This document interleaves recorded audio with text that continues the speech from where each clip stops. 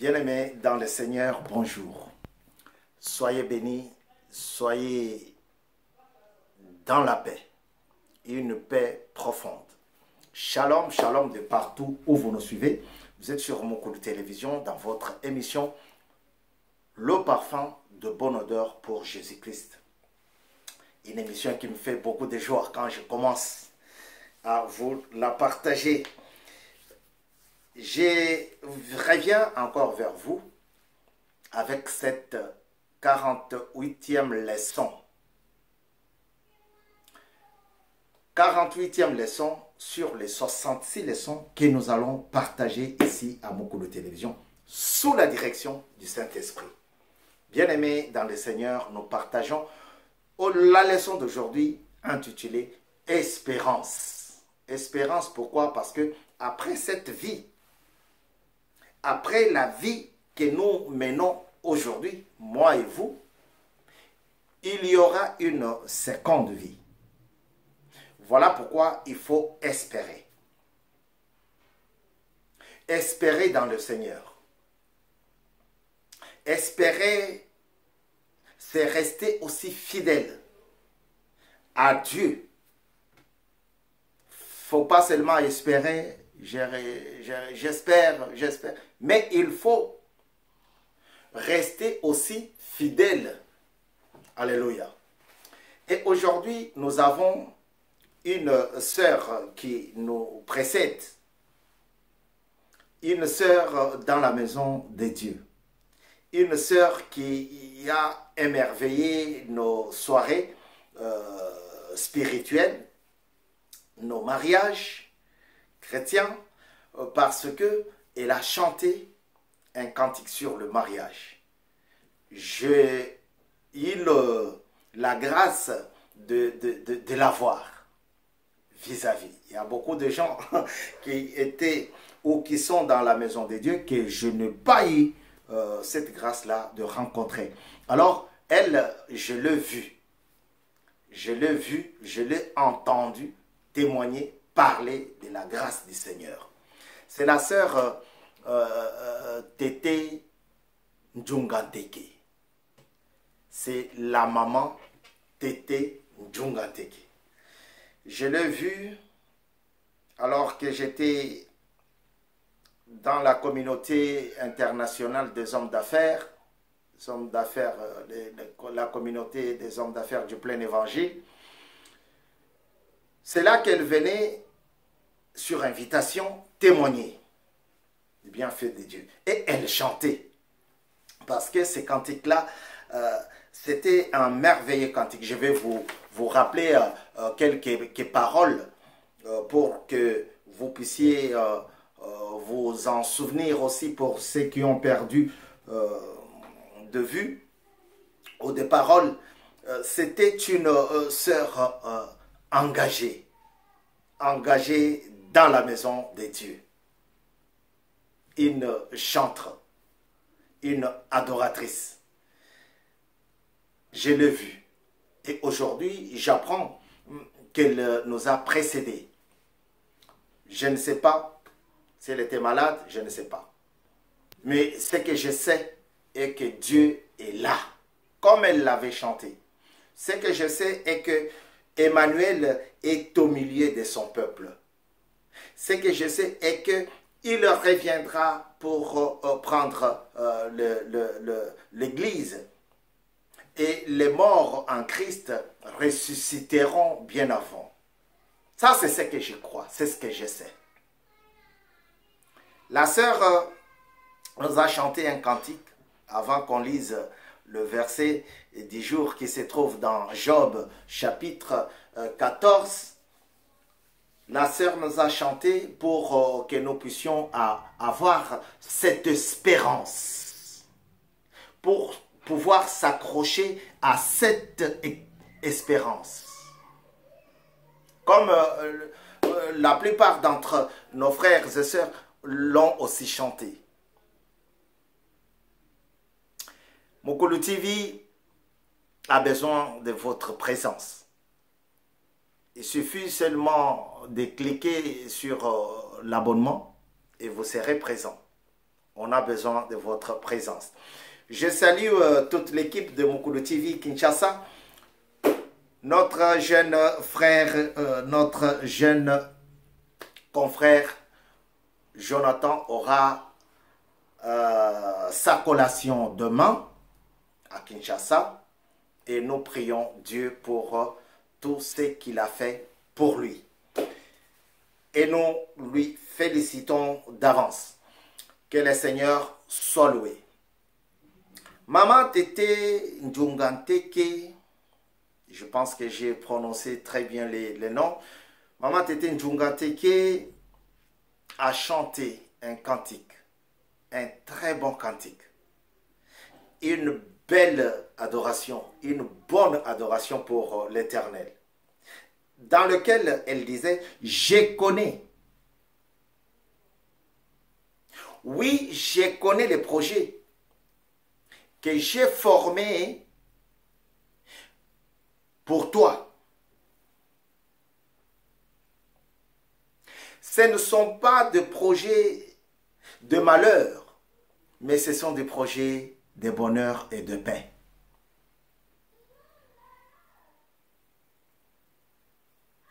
Je connais les projets que j'ai formés pour toi.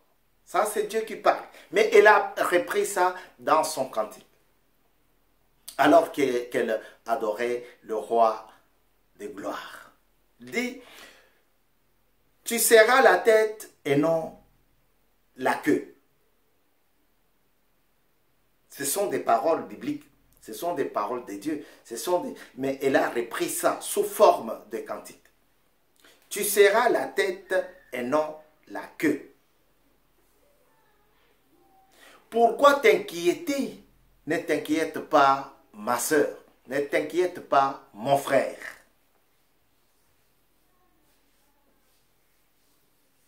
Pourquoi t'inquiéter? Parce que moi l'Éternel, ce n'est pas moi l'Éternel, j'emprunte les propos.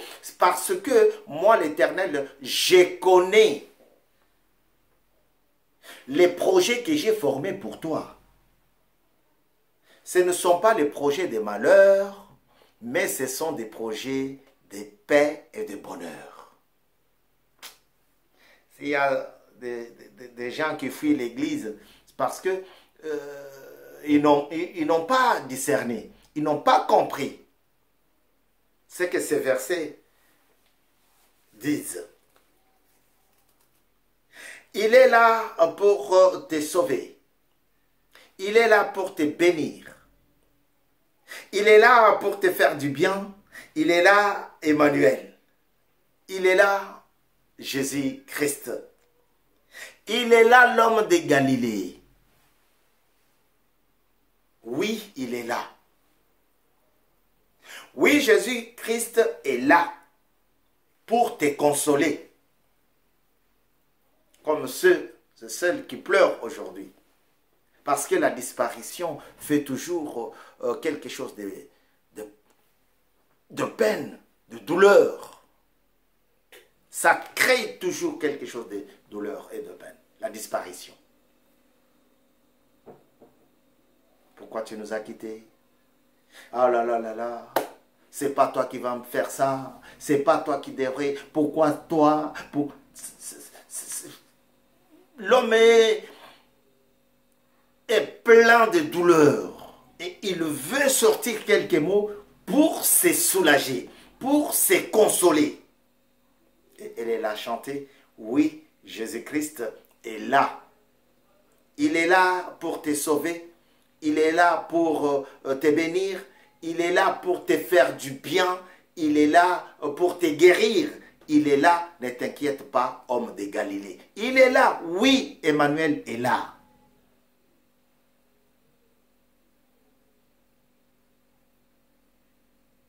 Oui, il est là pour te consoler. C'est ce qu'elle a chanté. Je ne veux pas vous mettre la chanson, le cantique, parce qu'il y a le droit d'auteur. YouTube m'a déjà, m'a déjà bloqué plusieurs fois. Mais je ne veux pas que l'institution me bloque pour quelque chose qui m'a été déjà signalé.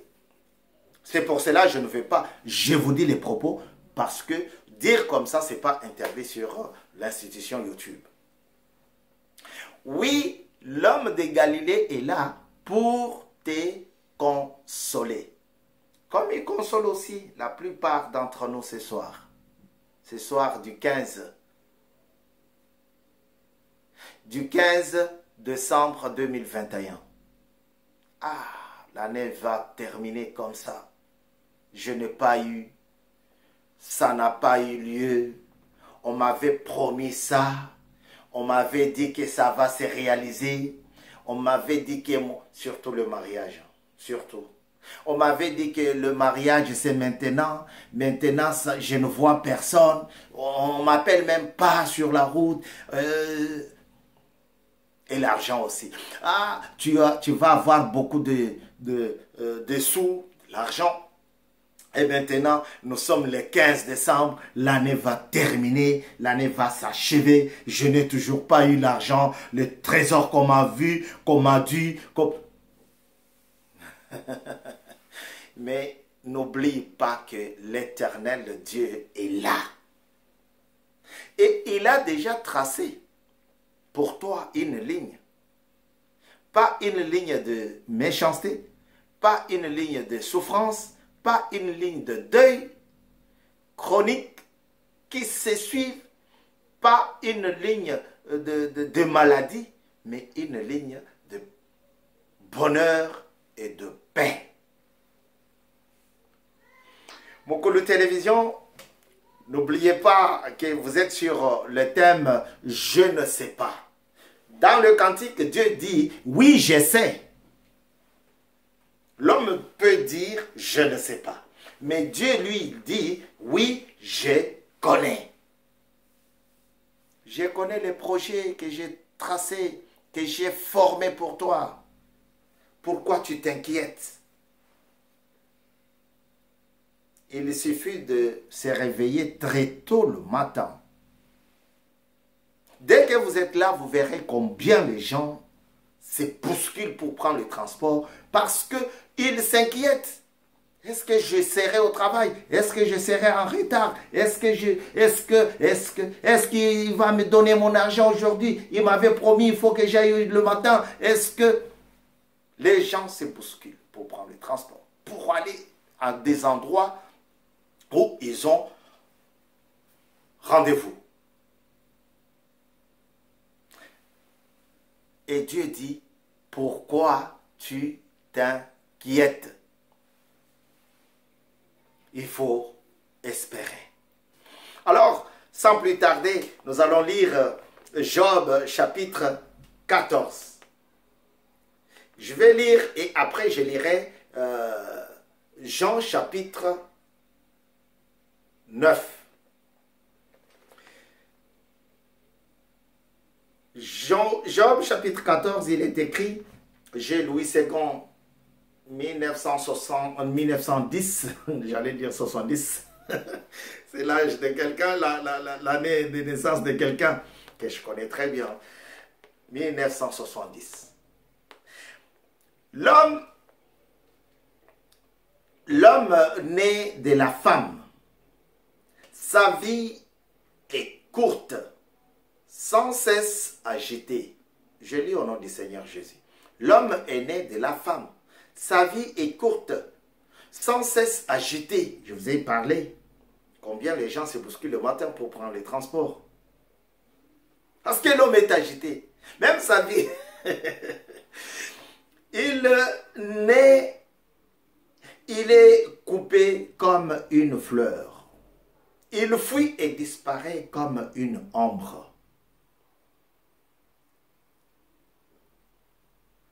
Verset 3. Et c'est sur lui que tu as l'œil ouvert. Et tu me fais aller en justice avec toi. Comment d'un être souillé sortira-t-il un homme pur? Il n'en peut sortir aucun. Si ces jours sont fixés, si tu as compté ces mois, si tu en as marqué le terme qu'il saurait franchir, détourne-lui le regard, détourne de lui le regard et donne-lui du relâche pour qu'il ait au moins la joie du mercenaire à la fin de sa journée. Verset 7.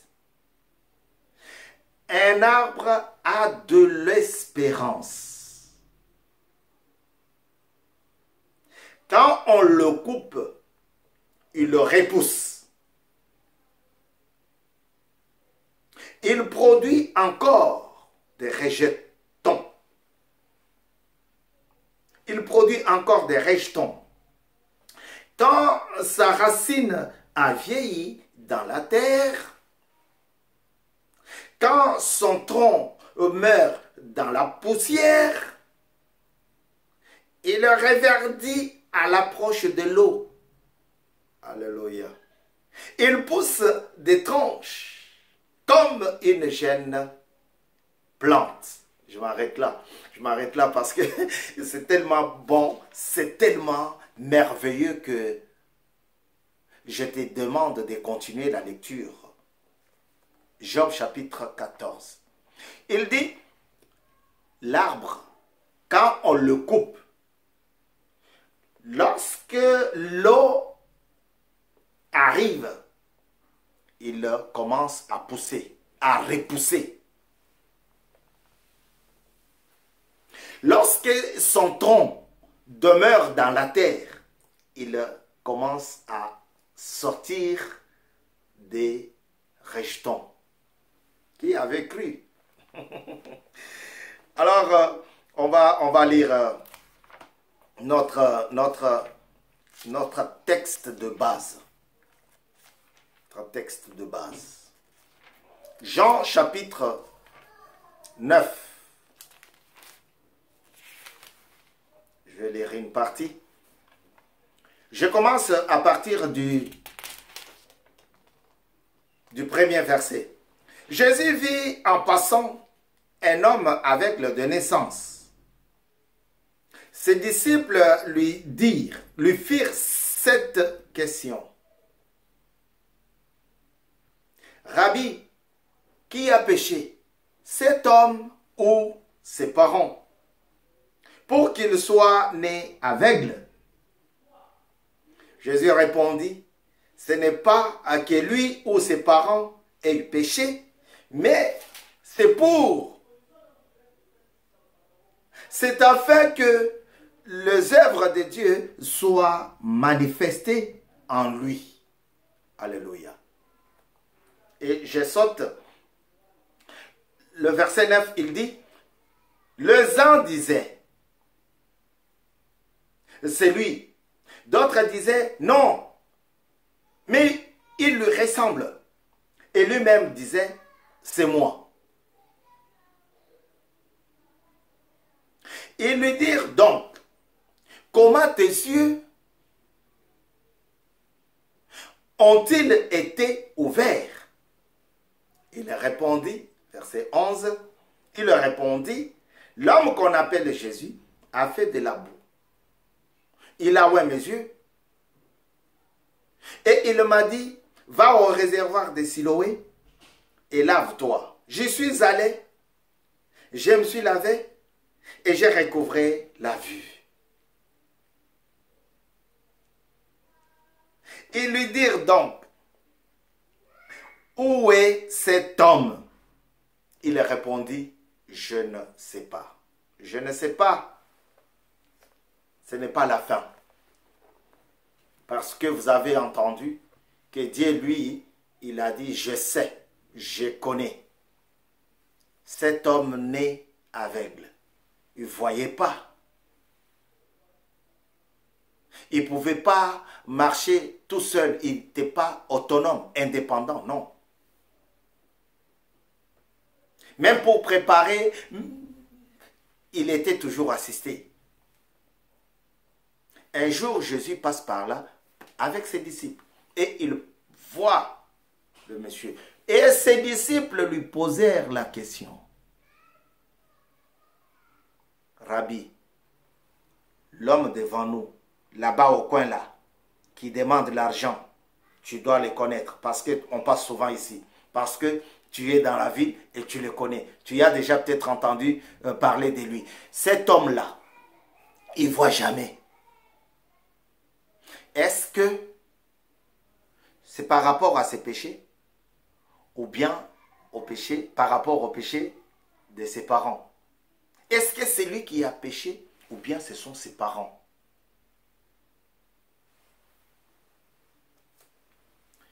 La sœur est partie et cet homme était aveugle depuis sa naissance. C'était une personne handicapée. Une personne qu'on devrait assister à tout moment. Surtout quand il voulait se déplacer, quand il voulait manger, quand il voulait s'habiller. Il était à moitié homme, pour bien dire. Et le peuple qui était là va poser la question à Jésus. Est-ce que c'est lui ou bien c'est pas lui qui avait péché? Est-ce que ce sont ses parents ou bien ce ne sont pas ses parents qui avaient péché pour que lui soit né avec? Et il va répondre. Rabbi, Emmanuel, Jésus-Christ, le Dieu parmi les hommes, le Dieu dans son sanctuaire, entouré de saints qui nous ont précédés, il va répondre pour consoler les cœurs brisés. Parce que ces gens étaient tourmentés. Parce que ces gens avaient le cœur brisé. Pourquoi? Comment peut-il naître aveugle? C'est une personne morte. Il ne voyait pas. Je connais tes projets. Je connais les projets, pardon, que j'ai formés pour toi.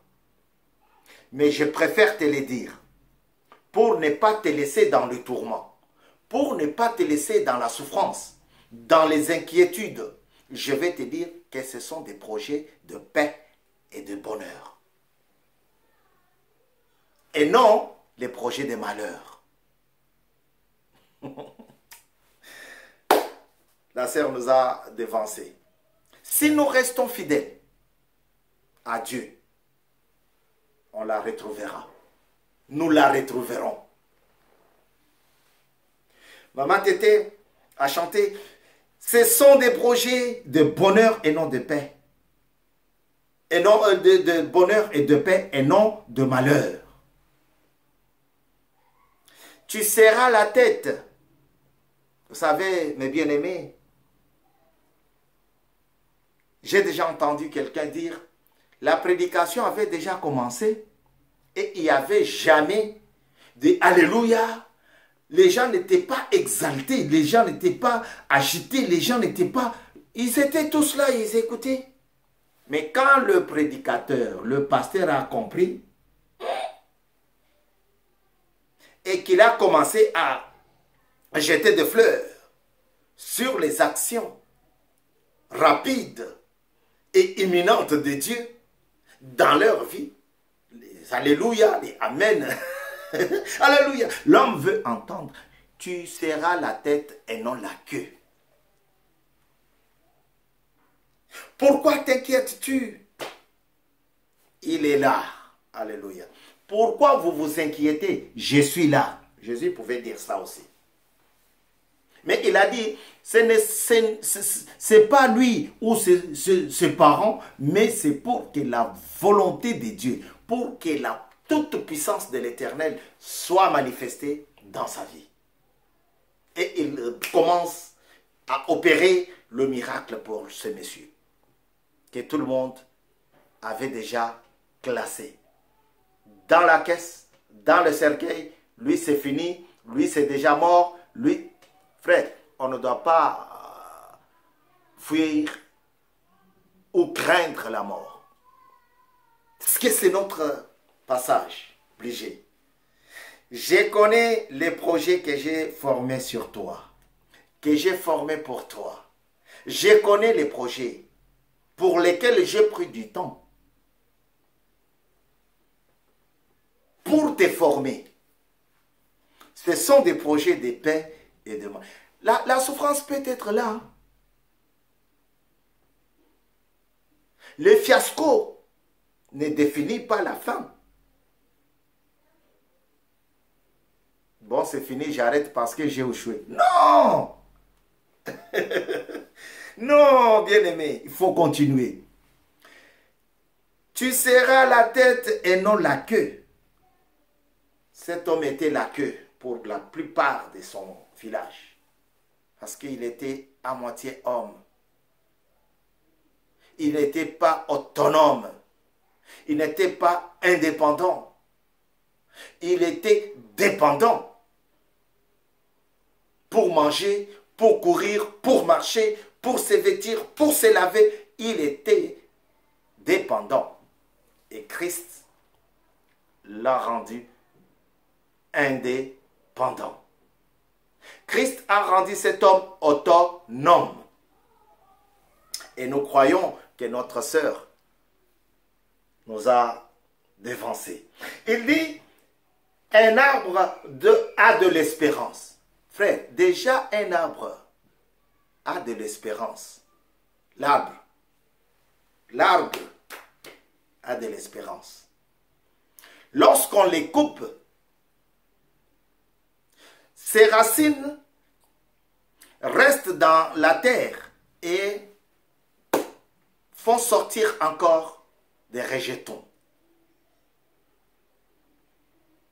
Et même à l'approche de l'eau, ça donne encore des ramifications. Ça, c'est l'arbre.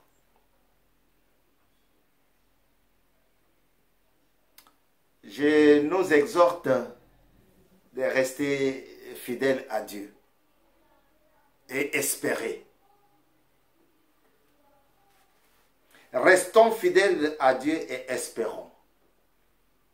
Oui, je sais, le monde dit qui vit d'espérance meurt de faim. Mais l'espérance fait vivre, surtout si elle est dans le Seigneur.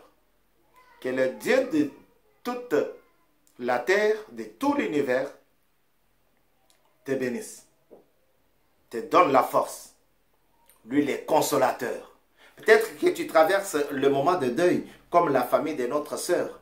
Peut-être que tu traverses le moment de maladie, comme certains d'entre nous. Comme peut-être que tu es dans le manque, dans l'impossibilité, dans des difficultés sociales. Peut-être. Ma prière est que le Seigneur te console. Ma prière est que le Seigneur te donne un sourire, un très bon sourire, pour sa gloire. Notre Jésus, nous avons ainsi dit Amen. Mukulu TV, c'est votre espace. N'hésitez pas à vous abonner, à liker et aussi à partager si vous avez trouvé que ce que nous disons est bon. Si ce n'est pas le cas, écrivez-nous, on saura vous répondre. Que la grâce de Dieu soit pour vous. Un partage, je vous présente, pour ceux qui ne l'ont pas encore vu, c'est notre ouvrage « Dans ta présence, Seigneur, pour t'adorer ». Le livre est à la FNAC, chez Amazon aussi, vous pouvez le trouver. Chez chapitre.com, vous pouvez le trouver. Et si vous ne pouvez pas sur ces trois endroits, vous pouvez les chercher près de nous. Que la grâce de Dieu vous soit accordée au nom de Jésus. Amen. À très bientôt sur Mukulu TV. Restez branchés. Au revoir.